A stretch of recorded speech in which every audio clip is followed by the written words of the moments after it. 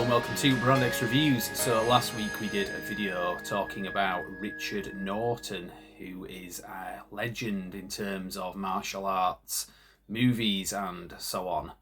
I say so on, he didn't just act in movies, he did a lot of behind the scenes work as well, but he also worked with, and I mentioned this, an actress called Cynthia Rothrock. Somebody we've mentioned a few times on the channel, but we've not ever done like a dedicated video looking at some of her work. Like we've focused on a lot of other big action stars. That's Arnold Schwarzenegger, I wasn't referring to Freddie Mercury. Well, I did like Freddie Mercury in the film Commando, he was a really good bad guy in that. What's it feel like to be a dying man? You're a dead man, John. Bullshit. But yeah, we've never really actually dedicated a lot of time to some of the lesser known action stars of the 80s and 90s, and some of them were really good. Cynthia Rothrock is definitely one of those. So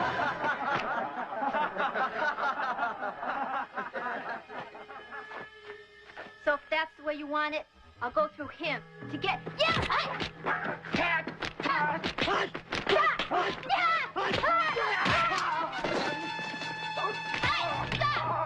So the purpose of this video is just going to have a quick look over who she was, her career, her movies. I'm going to come back and we're going to have a look at some of the videos of hers that I've got in my collection. Maybe some recommendations to yourself as well if you're interested in physical media. I'm going to talk about some of the Blu-rays, DVDs and even 4Ks as well. Some of her movies, just in case you're wanting to pick any of those up. So yeah, without further ado, here goes.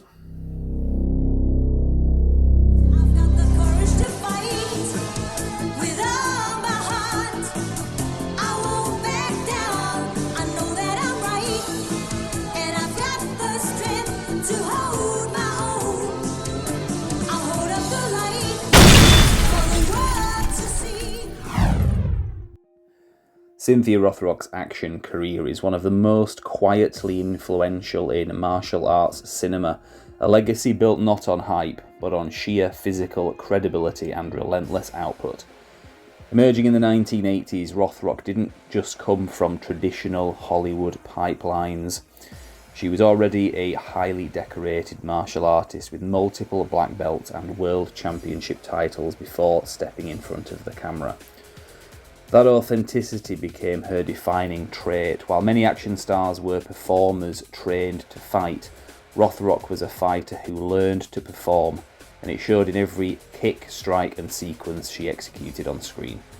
Her breakthrough came in Hong Kong cinema, providing ground for action talent. Working alongside some of the industry's most demanding directors and stunt teams, she quickly established herself as something rare, a Western woman who could match the speed, precision and intensity of Hong Kong's elite action choreography.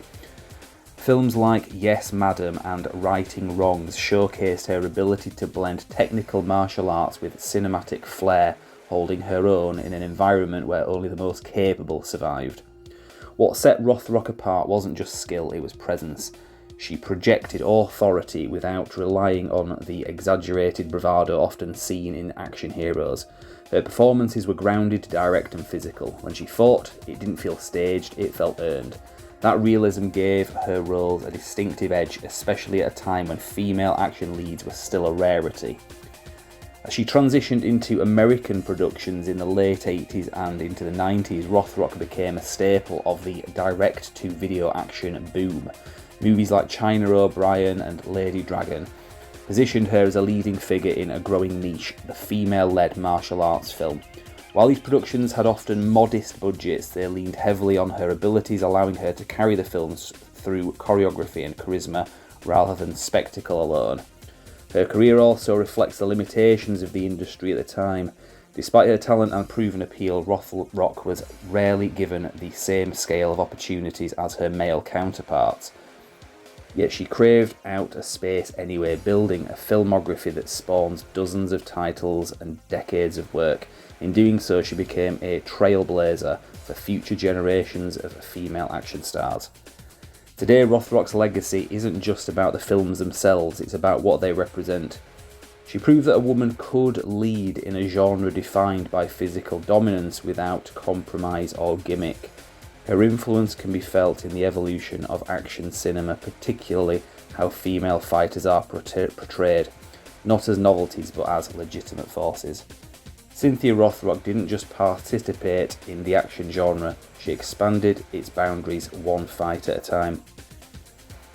So I think what we're going to do here is we're going to cut back and we're going to look at my video collection, because obviously on this channel we're a big believer in physical media, and you can get many of her film titles on home video, Blu-ray, DVD and occasionally 4K as well.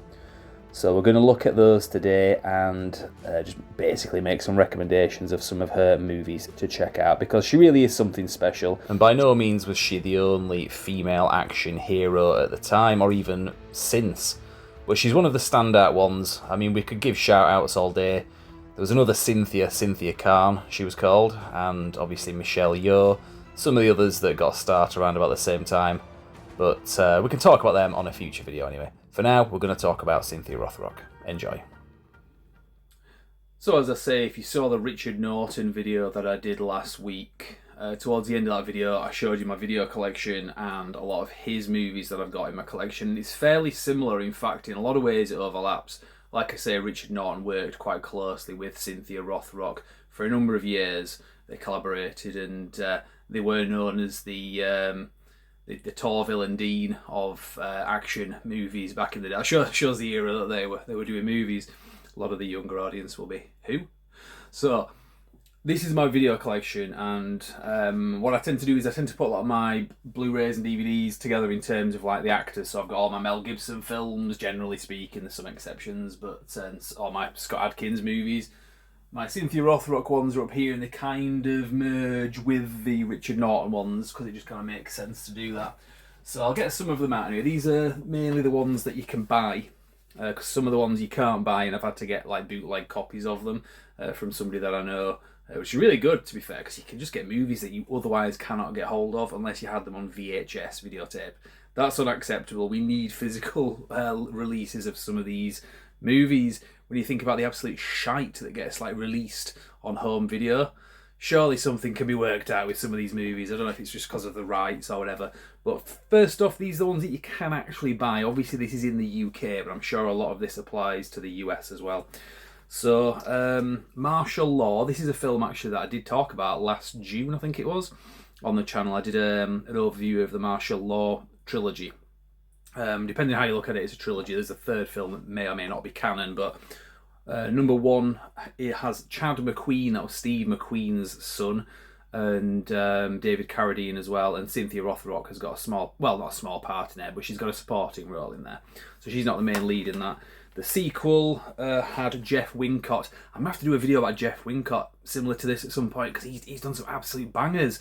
And it's only in recent years I even knew that he existed. I knew Michael Wincott, his brother, was, because he's been in loads of films. But Jeff Wincott was absolutely amazing. I know he had some issues in his life that kind of derailed his career a little bit, but that's neither here nor there, because, well, so does Mel Gibson. We can talk about him. I mean, you all know who he is, but obviously had a bigger career and so on. But Jeff Wincott, really good guy as well. He takes the role that Steve McQueen had in the first film, Cynthia Rothrock Returns, and she's really good in both films as well. I think these were some of the earliest films of hers that I actually saw. It's a good, as well, I say it's a good movie to get introduced to her in, but maybe it's not the it's not the best, because she's not the lead role in that like she is in some of these others. This was an American movie, well, American movies, should I say. This is in no particular order as such. Millionaire's Express, I think this was one of her very early ones, maybe even her first, I can't remember. But Sammo Hung directed this, obviously, if you're aware of who he is. If you're not, well, look him up. But Sammo Hung directed this and starred in it, and he has a fight scene with Cynthia Rothrock that's quite iconic as well. Good film. Again, she's not in the movie much. Richard Norton, again, is in this as well, go figure. But yeah, good film. I mean, all these are good films. There may be some films that I don't have, maybe because I'm not a fan of them. There's not many of those, to be fair. Yes, Madam. I think I got this for Buff from Christmas. If you're watching this, Buff, thank you very much. This was, again, one of the early ones that I got in my collection, because it's only recent years I started collecting her movies. But this is one of the Hong Kong ones with Michelle Yeoh. Really good film. You know, there's like the whole controversy, it's a non-troversy really, with, depending how you look at it, with female lead action stars and superheroes. They tend to be a bit crap. both the movies and the characters. Nothing to do with women being inferior to men in action roles. Films like this prove that it can be done. It's just a lot of the time, especially modern era, the movies themselves just tend to suck, and they're not very well directed, so they're not getting the best out of the actresses. But that's the other end of the scale. This is at the good end of the scale. Really good female lead movies. There's going to be a few examples on this list of films like that.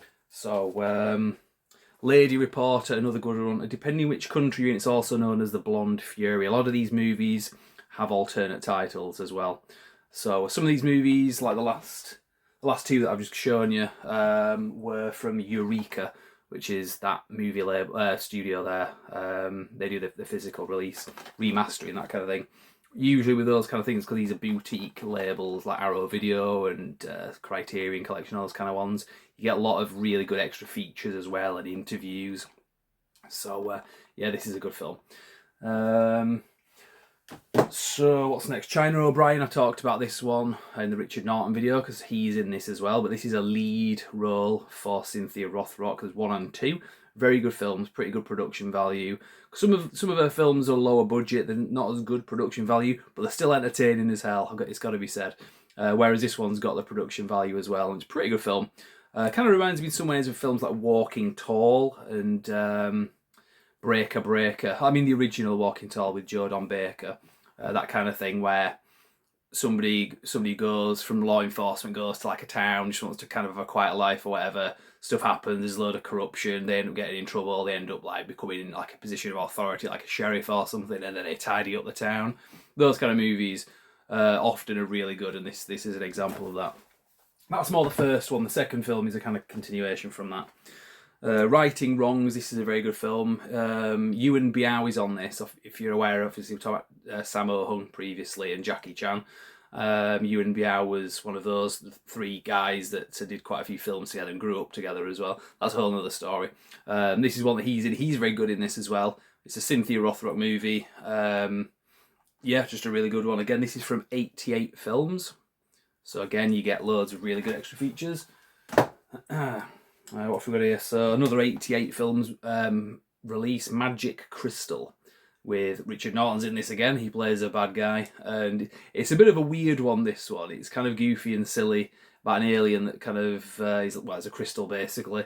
And I say low budget, but it still looks very good, does this film? So maybe it isn't. I mean, it kind of feels like it should be low budget, but but I don't know. I can't really tell.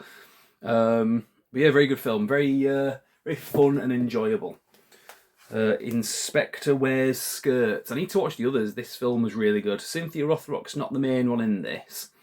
She's in it quite a bit, but don't let that put you off because it's a really good film, and the rest of the cast are really good as well and very funny as well. It's not a comedy as such. I mean, if you're familiar with Hong Kong martial arts movies, you'll get the vibe. This will be nothing out of the ordinary to you. But really good film. I need to watch the sequels for this, so I haven't got around to it yet. But again, just disproves that female lead action movies have to suck.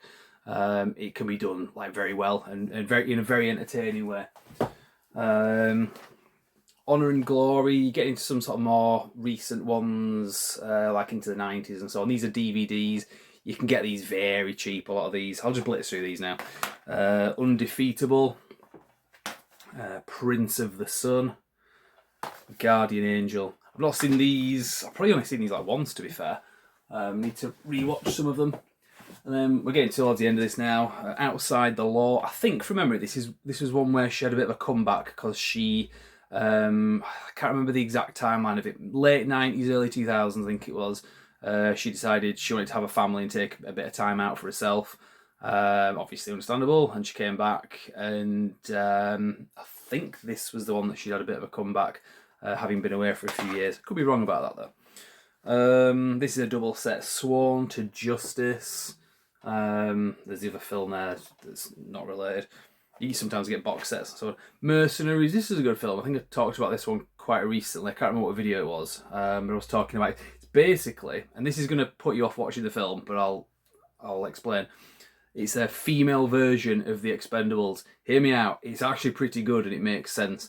From memory, in a nutshell, basically, there's a villain played by Bridget Nielsen, And the premise is she's somebody, because she's like a terrorist or something, she's somebody who hates women, even though she is a woman. And the premise is they send a load of women to go after her, thinking that she will misunderestimate them, when actually they're really like good at what they do. They're like the female Expendables. And she'll kind of misjudge things, and that'll catch her off guard. So the premise works, having it as an all-male cast anyway. So you've got Vivica Fox, Christiana Loke, and Zoe Bell, if you're aware who they are. I'm very well aware of who they are. They've been in movies like Kill Bill, Terminator 3. I know it's not the best, but still, Christiana Loke was quite good in that one, to be fair. Bridget Nielsen, she's been in like loads of stuff. Red Sonja, Cobra, Rocky 4, and Cynthia Rothrock, obviously, as well. She's not got as big of a role as some of the others, but she's in it enough, so that's good. This one is a bootleg. Unfortunately, I haven't been able to get a physical copy of this, because I like to support films like this financially, but I just haven't had the option in the UK. That might change. It's Black Creek. Unfortunately, you have to watch this with like Chinese subtitles, I think, just because of the way it was like made. Usually with these bootlegs, usually flawless, unfortunately, because it would be nice if you had an official release that was flawless. I'd be happy to buy that, but I got this one off eBay, and it turns out it's, like I say, it's a bootleg. But it does play though. Very good film. This was like some kind of, I don't feel like a Kickstarter campaign type thing that Cynthia Rothrock did to make her own Western, and it has Richard Norton in it again. What a shock, in a good way, obviously.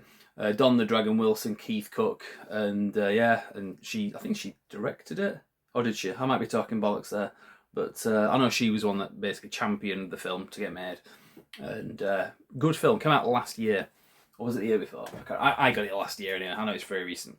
And then all that leaves, I've probably got a few others dotted around, maybe in other areas, but this, obviously, that's a videotape. What are you showing there? This is one that I've made with a custom case.